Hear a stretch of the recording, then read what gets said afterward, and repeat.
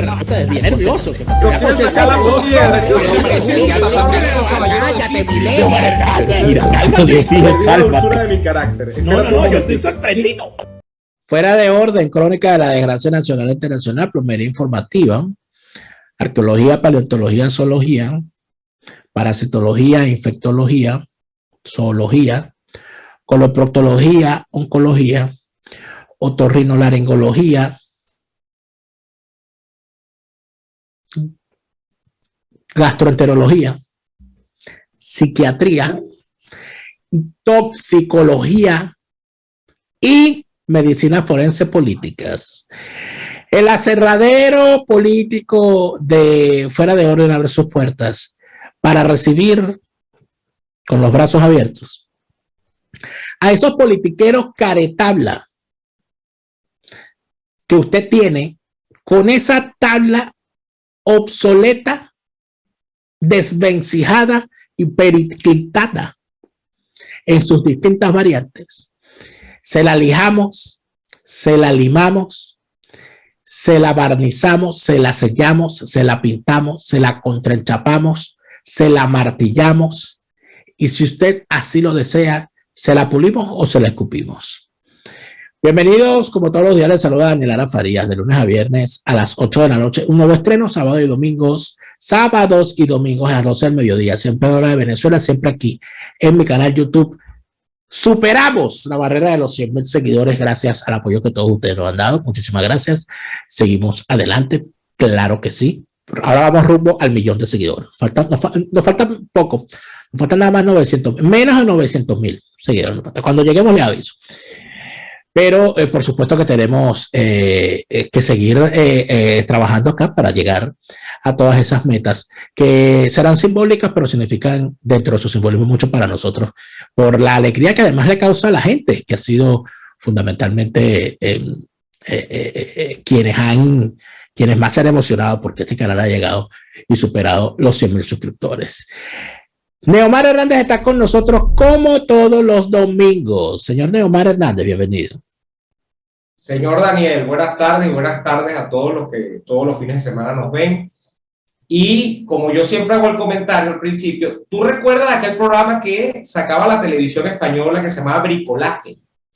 Bricomanía se llamaba, Bricomanía. Bricomanía, que él hacía bricolaje. Bricolaje era la disciplina pues una disciplina que él abordaba. Bricomanía, que todavía existe, que solo han cambiado el conductor como 4 veces. O no sé si es el mismo tipo, que es un tipo no, así. No sé. Siempre se busca a un tipo que parece como un canadiense de esos que usa franelas de esas de cuadro grande, que es un leñador. Pues entonces el tipo sale con un delantal, tiene una tabla como la que tú tienes ahí en ese aserradero, y el tipo agarra y con esa tabla, coño, el tipo es un ebanista, no es que solamente es carpintero, el tipo agarra y construye una biblioteca rechísima. Eso es ahora eso está ya haciendo bricomanía. Pero y ahora más que nunca esos contenidos seguramente seguirán porque es una tendencia en las redes sociales, esos videos de bricolaje y redecoración y cosas, todo aquello. Yo a veces los sigo para darme cuenta de todas las cosas maravillosas que otros hacen y yo no puedo hacer. Porque si se me ocurre ponerme a hacer cualquiera de esas cosas, voy a reventar las paredes, voy a acabar con las mesas, todo aquello. Pero a ti te gusta eso. ¿Cómo? ¿Te gusta eso? ¿A ti te gusta hacer cosas del hogar de ese tipo? Hago cosas del hogar, pero no remodelaciones. Yo le limpio la serrina al carpintero después que termina. Yo hasta allá no llego yo. Eso es muy complicado. Pero en todo caso, hay algo interesante. Dentro de todas las variables que podríamos estudiar al respecto de la revelación que indica que el señor Alex Saab habría estado cooperando desde hace por lo menos 7 años con la DEA. Hemos hecho revisión de todas las hipótesis sobre el caso en el canal de Neomar, en el Fin de Político de hoy domingo. Pero hay algo que nos queda en el aire dentro de todo esto y que es quizá una de las hipótesis que también podría manejarse y sobre la que quizás podríamos detenernos en este momento, que es la hipótesis de que el señor haya sido siempre un infiltrado, de que el señor se lo hayan infiltrado el chavismo, que el chavismo no se haya dado cuenta y que, bueno, ahorita se están enterando de que todo fue mentira, todo fue ilusión. Y eso entonces nos llevaría a pensar, Neomar, ¿será que el chavismo es fácilmente infiltrable, viendo todo lo que hemos visto? Para entrar con esa valoración de Alex Saab, habría que valorar de dónde viene Alex Saab. Alex Saab es colombiano, creo que es barranquillero.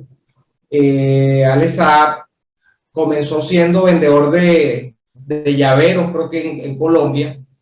Alex Saab logra por algún mecanismo que todavía no he descifrado porque quizá no he leído suficiente, porque esa información no está disponible en la red, trabar relación con Piedad Córdoba, y Piedad Córdoba es quien lo trae a Venezuela. Esto es una cosa que la gente ha perdido de vista.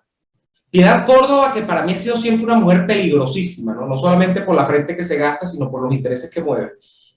Piedad Córdoba trae por primera vez a Alex Saab a Venezuela. De hecho, las primeras imágenes públicas que tenemos de Alex Saab son en uno de los salones de Miraflores, en un acto con empresarios que había montado Chávez, ya enfermo, ya grave, ya hinchado por la quimioterapia. Y en ese acto había supuestas firmas de acuerdo con empresarios internacionales que venían a hacer algunas inversiones en Venezuela. Alex Saab, que no había sido un gran empresario en Colombia, sino que apenas era un tipo que incipientemente había montado lo que ahora se llama un emprendimiento, pues termina suscribiendo un acuerdo nada más y nada menos que con el gobierno de Venezuela, que en ese momento, Daniel, mi hermano todavía tenía billete parejo, porque el año 12 es quizá el último año, y eso yo no sé si fue en el 11 o en el 12.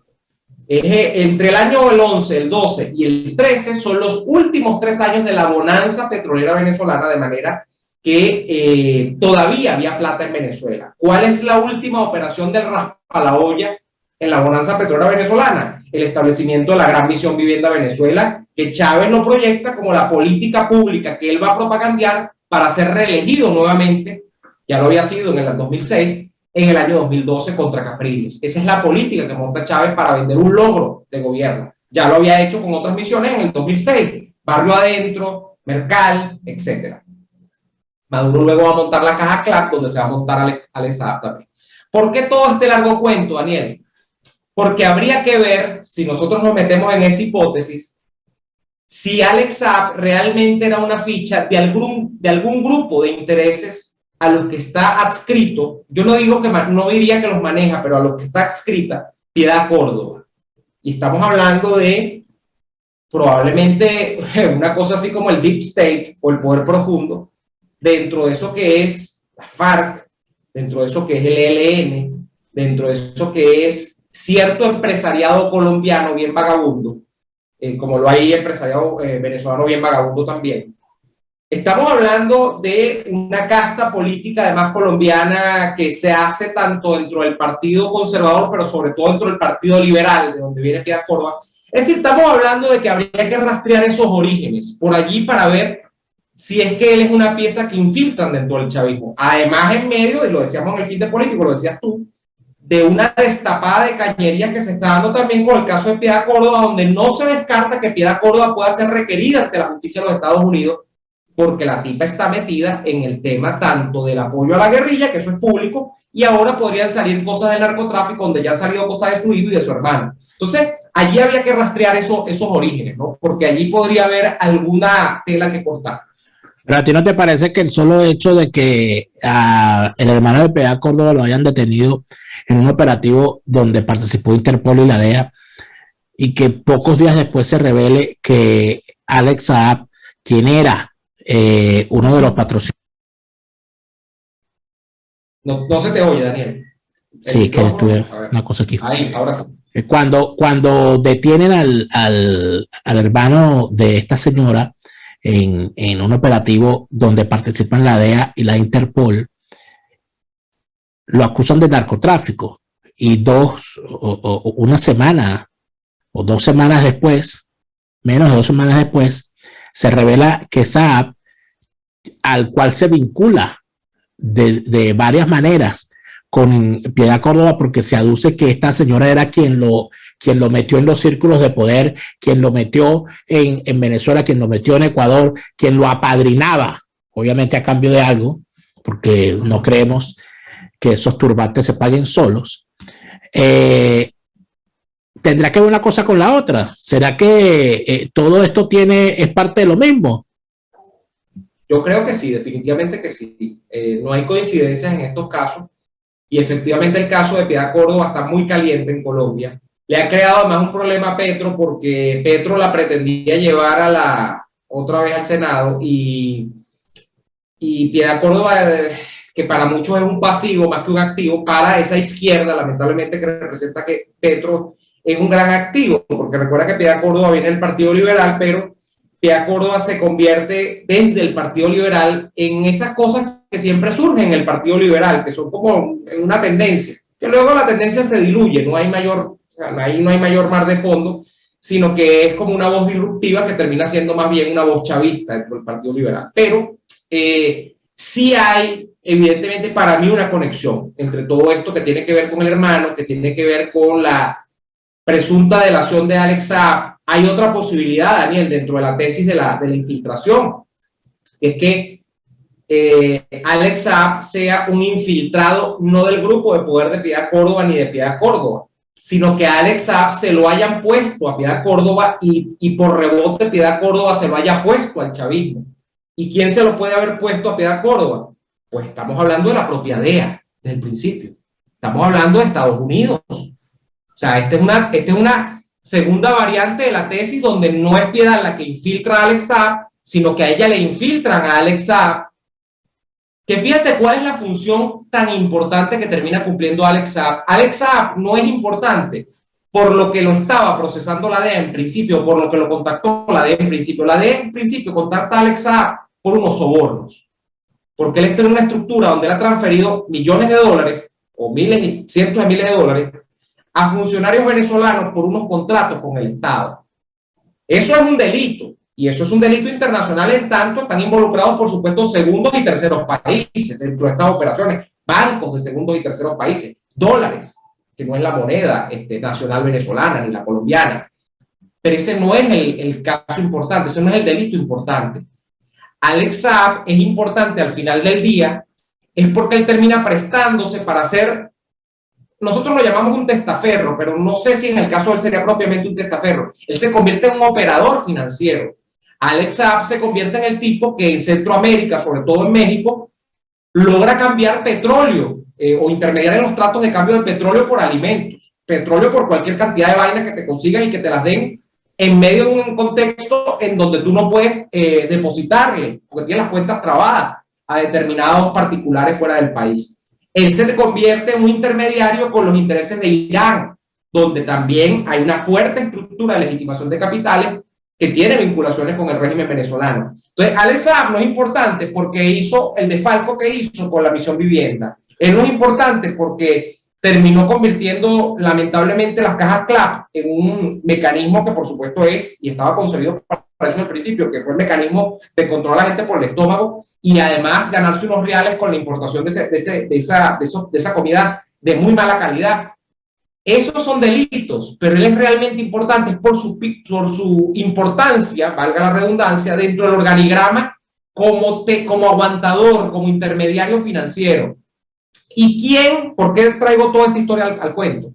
Porque ¿quién se presta como un aguantador? O sea, como el tipo que va a cometer la mayor fechoría dentro de una organización de pillos, de delincuentes, pues un tipo que no tiene nada que perder. ¿Y quiénes son generalmente los tipos que no tienen nada que perder? Muchas veces son los infiltrados, porque tienen toda la seguridad de que al final del túnel siempre hay una luz para ellos, porque al final del túnel, ¿dónde vuelve un infiltrado? Vuelve al sitio donde salió, como dice la canción de Rubén Blades, todos vuelven del lugar donde salieron, que es que ese infiltrado va a tener protección, va a tener perdón parcial de los pecados, porque él estaba puesto allí por un organismo exterior para justamente infiltrarse, y entonces él tiene una seguridad y por eso puede ir a fondo, puede emplearse a fondo en cualquier tarea de fechorías de esta. Ojo, estoy estableciendo una hipótesis comprándote el argumento de que él pueda ser infiltrado y que por eso es que el tipo haya llegado tan lejos, porque es un tipo puesto allí para eso. Sabes que hay unas suposiciones que se han hecho en el pasado con respecto a las infiltraciones para el chavismo y unas certezas. Hubo una, que se sepa, al menos una infiltración completa en el corazón de lo más oscuro del chavismo que ocurrió entre el año 2002 y 2007-2008. Y la realizó un periodista español que se hizo pasar por militante islámico, por musulmán, se hizo pasar por militante islámico, se fue a Venezuela, ¿okay? Y se infiltró en el chavismo, llegando a ser, además, parte de las redes de apoyo a la causa por la libertad de Carlos Illich el Chacal. Y este señor se metió en esa organización, siendo inclusive el encargado de gestionar una página web oficial que llevaba la causa por la libertad de el Chacal, que se dirigía desde la Cancillería de Venezuela y desde PDVSA, desde el Ministerio de Energía y Minas, donde estaba el primo del Chacal, Rafael Ramírez. Este tipo inclusive hablaba con el Chacal, lo llamaba a la cárcel, y el tipo tuvo años infiltrado recogiendo información, y en determinado momento se pierde y publica todo en un libro que se llama El Palestino. Publica un libro gruesísimo, donde cuenta todo lo que vio, donde vio los campos de entrenamiento que tenían los grupos tupamaros, donde echa todo el cuento de los entrenamientos hay un centro que tiene el SEBIN, que se llama el CAO, no recuerdo qué es lo que significa, el centro, no sé qué cosa, unas cuestiones ahí, y que de contraterrorismo, no era contraterrorismo, es entrenamiento.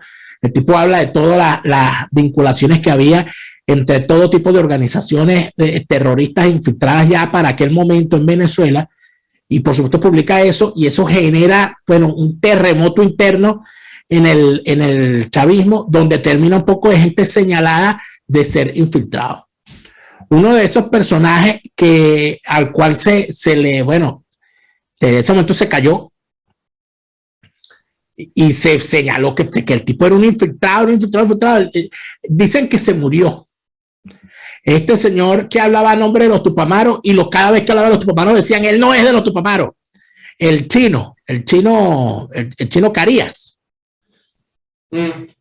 Y así otros Bollinger. Te dice que Eva Bollinger es una infiltrada de cabo a rabo. Claro. Bueno, pero ellas dicen que estuvo puesta desde un primer momento por agencias de Estados Unidos para con su acento así, o habla así, meterse, y Eva Bollinger llegó a las entrañas del chavismo. ¿A dónde está Eva Bollinger hoy? A la alcoba, llegó a la alcoba. Sí, no quería decirlo, pero bueno. No, ella llegó a la alcoba. No, pero que ella no lo está acusando, ella lo dijo. Ella dijo que Chávez se le insinuó. Pero ella le dijo que no. Ella, que Chávez le empezó a hacer un masaje en los hombros, le dijo que estaba muy tensa y tal, y que ella sintió que la cosa iba por unos derroteros que no le gustaba, y qué terrible, pues, se sacudió. Claro, ya lo contó. Hay otra. Una vez dije que a mí Eva Bollinger me producía algún tipo de extraña atracción. Sí, porque tú eres así de bueno, hay otra de estas cuestiones, ¿no? Recuerda todo lo que se ha dicho de otros personajes, como por ejemplo Marta Harnecker, Heinz Dieterich. Fíjate cómo termina Heinz Dieterich. De Ignacio Ramonet todavía gente que todavía no parece. Lo ven con ojeriza, porque es que estos tipos y tal, ahí hay toda una cuestión. ¿Cuál es el elemento común, Daniel, de todos los que estamos nombrando? Eva Bollinger, del Palestino, estamos hablando de Marta Harnecker, todos son extranjeros. Aparecen de repente, le hacen creer, y el chavismo es muy presa de eso, el chavismo es presa del ego, de que un extranjero que no conoce el modelo venga a conocer el modelo, se enamora del modelo, ve las particularidades bellas de una forma de desarrollo alternativo y toda esa paja que creó Chávez, y los tipos lo incorporan. O sea, respondiendo a la pregunta que nos trajo hoy acá, si es perfectamente y es fácilmente infiltrable el chavismo. ¿Cuál es el modus operandi? Principalmente ser un agente externo.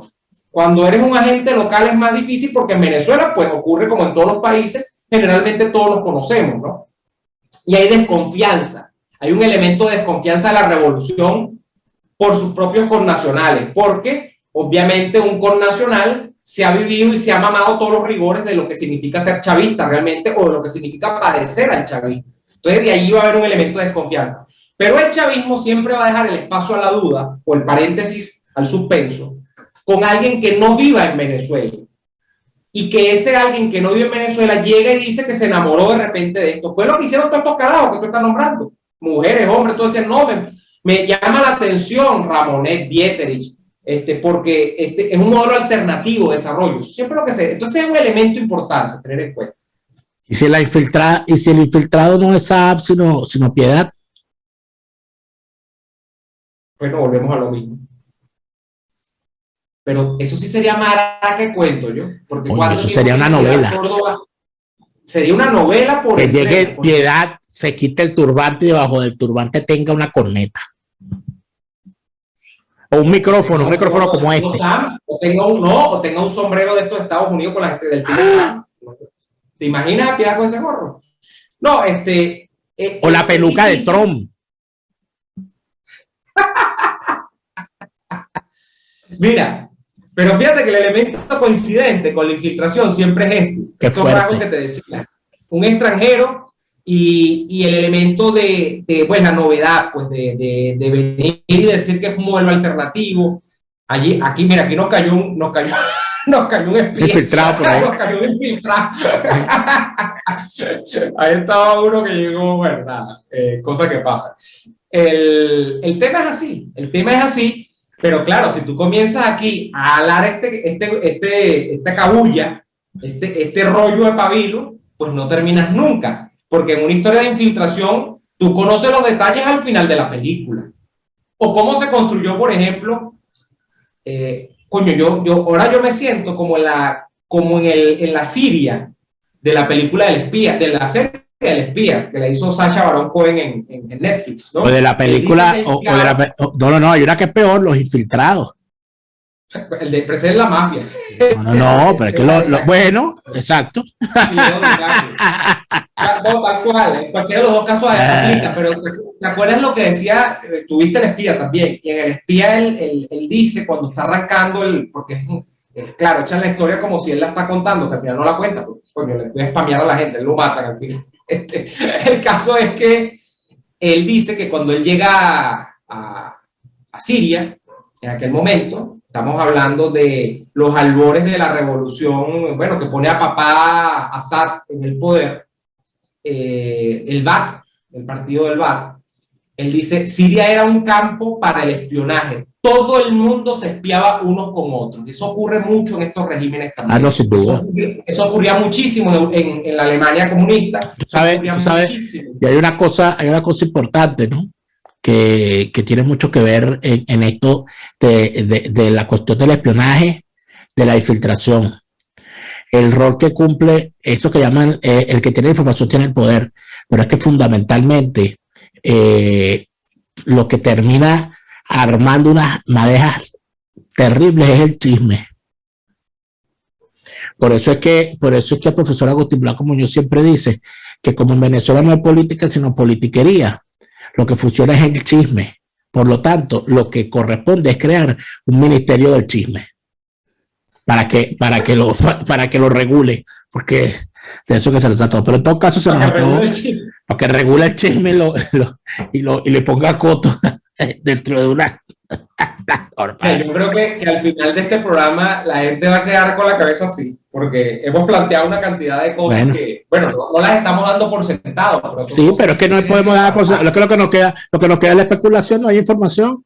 Claro, no, y creo que hay que ir, Daniel, que lo hice desde el primer día que hablé de esto, cuando hice la transmisión sobre Saab, la misma noche que se conocieron estos hechos. Creo que hay que ir más allá de la estupidez de, ay, mira, ven, como el tipo sí era de la DEA y no era de... No, mano, o sea, si usted está en ese nivel de argumentación, usted no ha comprendido, pero ni un cuarto de la película. O sea, esto es más profundo, más complejo, que todavía eso de no que, sabemos. ay, mira, se le volvió, y él era amigo, era de los gringos, no era amigo de Chávez ni de Maduro, era amigo, era de los gringos. O sea, eso no es así tan fácil. Y ya de paso no, o sea, no hay manera de hacer un análisis a este nivel. Pero en todo caso, bueno, nada, amanecerá y veremos, seguiremos viendo. Gracias, Neomar, por la conversación de esta semana. Seguiremos evaluando este caso, por supuesto, en nuestros respectivos canales. Recuerda que también estamos en el canal de Neomar Hernández los domingos, el fin de político. Y de lunes a viernes estamos ambos en vivo a las 4 de la tarde, hora de Venezuela, en el canal de RCR 750. No lo olviden, y así nos va nuestro programa de siempre a las 4 de la tarde en RCR. Nosotros, amigos, les agradecemos a ustedes por habernos acompañado. Por supuesto, les indicamos que de lunes a viernes estamos a las 8 de la noche con un nuevo estreno. Los viernes se estrena Fuera de Orden a las 8 de la noche, como siempre, y a las 8:30 se estrena Pastillas de Memoria. Los sábados y los domingos estrenamos Fuera de Orden a las 12 del mediodía. Siempre en hora de Venezuela, siempre aquí en mi canal YouTube. Gracias a todos por habernos acompañado. Gracias en especial a todos los que se siguen suscribiendo a nuestra cuenta en Patreon, patreon.com/delaraf, patreon.com/delaraf. Esto apoyo que nos permite seguir con todos estos contenidos al aire. Gracias a todos, hasta la próxima. Resistencia con contundencia, no más lavado de conciencias, resistencia por la libertad.